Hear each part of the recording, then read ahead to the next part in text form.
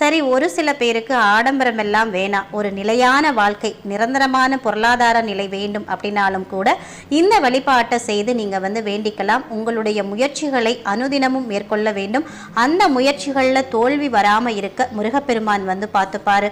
அதற்கான வழிபாடு முறைதான் இது. இன்னைக்கு வெள்ளிக்கிழமை இந்த ஆறுமுகம் அருளிடும் அனுதினமும் ஏறுமுகம் அப்படின்ற மந்திரத்தை மட்டும் உங்கள் வாயால் சொல்லி பாருங்க. இந்த வீடியோவை பார்க்கும் போதும் இந்த மந்திரத்தை நீங்கள் ஒரு முறை சொன்னாலே போதும். உங்களுக்குள்ள ஒரு பவர் இருக்கும். அதாவது ஒரு புதிய ஒரு ஆற்றல் வந்திருக்கும். நிச்சயம் முருகப்பெருமானுடைய பக்தர்கள் இதை கண்டிப்பா உணர்வீங்க.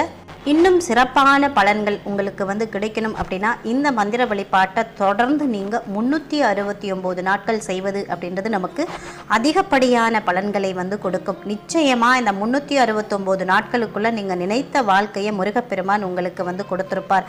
ஏன்னா 369 அப்படின்றது